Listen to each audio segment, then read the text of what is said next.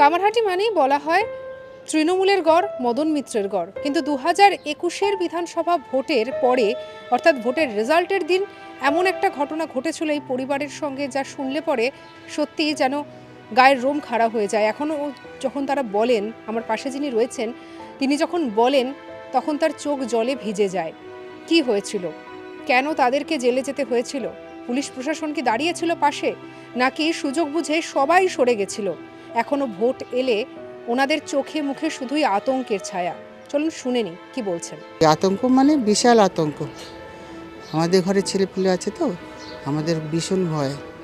আতঙ্ক মানে কি বলবো তোমাকে, আমাদের 2022-এ যে মেহের, তখন আমাদের বাড়িতে বিশাল একটা ঘটনা ঘটে গেছিলো। বিশাল, এই ছেলেটাকে মেরে মাথাটা ফাটিয়ে তাকে জেলে ভরে দিয়েছিল, আমার ছোট ছেলে। শুধু কি, ও একটু বিজেপিদের সঙ্গে স্লোগান দিত, ওকে ধরে নিয়ে গেছিলো স্লোগান দেওয়ার জন্য, যে তুই ভালো বলতে পারিস চল বলবি, তা নিয়ে গেছিলো। ওদের সঙ্গে গেছিলো দেখে বাড়িতে এসে সব ভাঙচুর করেছে, সব একে মেরেছে, আমাকে মেরেছে, ওকে মেরেছে, আমাদের সবাইকে মেরেছে, আবার আমাদেরকে পুলিশের হাজতে দিয়েছে। আমরা খুব ক্লান্ত হয়ে গেছিলাম তখন, কি করবো ঠিক পাচ্ছিলাম না। কেউ আমাদের সামনে আসেনি, তৃণমূল বলো বিজেপি বলো, তৃণমূলরাই তো করলো, কিন্তু বিজেপিরা কেউ আসেনি আমাদের কাছে। তারাও ভয় পেয়েছে যে ওইখানে যাবো, যদি কিছু হয়, তারাও আসে। আমাদের খুব কষ্ট গেছে তখন, জানো না তো, বিশাল অসুবিধার মধ্যে ছিলাম আমরা, বিশাল। আমাদের চারিদিকের মানুষজন কেউ ছিল না, আমরা একা ছিলাম। এখন পরিস্থিতি কি? এখন একটু পরিস্থিতি সামনে নিয়েছে, এখন একটু ঠিক আছে। ছেলেকে বারণ করেছি, কোথাও যাবে না, তুমি তোমার প্রফেশন নিয়ে থাকো। ওই নাচ গান নিয়ে থাকে তো, ওই গেলে এখন প্রোগ্রামে নাচ গান নিয়ে থাকে, ওকে বারণ করেছি কোথাও যাবে না, আর কোনো দলেই যাবে না, কি সিপিএম কি তৃণমূল কি বিজেপি, কারোর সঙ্গে যাবে না, তুমি তোমার প্রফেশনাল নিয়ে থাকো, সবসময়ের জন্য বারণ করেছি। এবারও যাবে না, কোনো রকম এবার যেতে পারবে না, যাবেও না, কারণ একবার ঠকেছে তো। ডাকি এখনো কি বিজেপি থেকে ডাক পড়ে? ওকে ডাকলেও ও যায় না, আর যায় না। অনেক ডাকাডাকি করে কিন্তু যায় না ওকে। ও বলে না, আমি একবার এত কষ্ট করেছি, এত করেছি, তাও আমার সঙ্গে যখন এরকম ব্যবহার হলো, কেউ যখন একবার এসে দেখলো না, একবার জিজ্ঞাসা করলো না, সেখানে আমি আর যাবো না, তোমাদের সঙ্গে আর না, কারোর সঙ্গেই যাবো না। মানে সেই সময় পুলিশ প্রশাসন তারাও কোনো সাহায্য করেন না? তারা বাড়ির সামনে দাঁড়িয়ে দেখছে আমাদের মারছে, ছেলেটাকে মেরেছে, তৃণমূল। হ্যাঁ, রক্তে সারা শরীর ভরে গেছিলো, সারা শরীর রক্তে ভরা, এর জামা কাপড় রক্তে ভরা, একে মেরেছে, কান ফাটিয়ে দিয়েছে, চোখের কোনায় মেরেছে, চোখটা মানে একরকম বলতে গেলে দেখতেই পায় না কিছু, খুব কষ্ট হয়, চোখে ঝাপসা দেখে।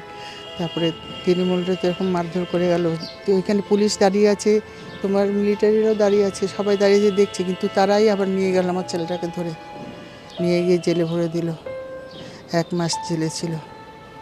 শুধু স্লোগান দিয়েছিল, বিজেপির হয়ে স্লোগান দিয়েছিল বলে আপনাদের এতটা সমস্যার মধ্যে পড়তে হয়েছে। আমি একটু ওনার সঙ্গে একটু কথা বলবো। যে কাকু, কি হয়েছিল, কেন এরকম শুধুমাত্র স্লোগান দেওয়াকে কেন্দ্র করে? 2022-এর কথা বললেন না আপনি, 21 মানে গত বিধানসভার কথা বলছেন, রেজাল্টের দিন এরকম ঘটনা হচ্ছে। আজকে আমাদের স্বাধীন, যদি এই সংবিধানের উপর যদি আমরা স্বাধীনভাবে কথা না বলতে পারি, স্বাধীনভাবে না চলাফেরা করতে পারি, তাহলে আমাদের বেঁচে থেকে কী লাভটা বলুন তো, ঠিক না? তারপরে আপনি বললেন চাকরির কথা, এখানে শিল্প নেই, কিছু নেই, চাকরিটা হবে কোত্থেকে? এবার মনে করুন আমাকে 100 টাকা দিল, 500 দিল, 1000 দিল, এটা তো আমার শেষ কথা নয়। আমার চাই এটা চাকরি পেতে গেলে হয়তো কলকারখানা হতে হবে, চাকরির জায়গা হতে হবে, সেই জায়গাতে এখনও গড়ে উঠতে পারিনি, কেউ করতে পারেনি। তো এই মুহূর্তে আমরা খুব খারাপ অবস্থাতে আছি, খুব ভালো একটা আমরা নেই। তাহলে এই মুহূর্তে আপনাদের সংসার চলছে কি করে? না, আমাদের সংসার আমরা ভালো আছি। যে শুনছিলাম, উনি যেরকম বললেন যে সেই সময় খুব একটা অসুবিধার মধ্যে পড়ে আপনি খানিকটা সামলে নিয়েছেন, কিন্তু এখনো আপনার চোখের অসুবিধা। আমি সার্ভিস করতাম, আমি রিটায়ার করেছি, আমার পেনশন চলছে, আমি বেঁচে আছি, কিন্তু এই যে যুবক ছেলেরা। আপনি কি সেন্ট্রাল গভর্নমেন্টে চাকরি না, আমি করতেন? রাজ্য সরকারের কাজ করতাম। সেখানেও তো একটা সমস্যা, ডিএ নিয়ে সমস্যা চলছে। সমস্যা দিয়ে পাচ্ছি না, সে আজকের নয়, এটা বহুদিন আগে দিয়ে সেটা দিচ্ছে না, না দিলে কি করব। এখন আপনি যদি আমাকে একটু না দেন, এটা পাওনা পয়সা, এটা আমাদের হকের পয়সা, যদি না দেন তা কিছু করার নেই, এইভাবে আমাদের মেনে নিতে হবে, ঠিক আছে। কিন্তু একটা কথা বলুন, এই যে বিজেপি করতো সেই সময়, আপনার ছেলে আপনার পরিবারের পাশে এসে কিন্তু বিজেপিও দাঁড়ালো না, কেউ দাঁড়ায়নি, কেউ তাহলে তো আসেনি। তাহলে ভরসার জায়গাটা কোথায়, কোন দলে তাহলে সেটা তো চিন্তা করছি, কে আমাদের রক্ষা করবে?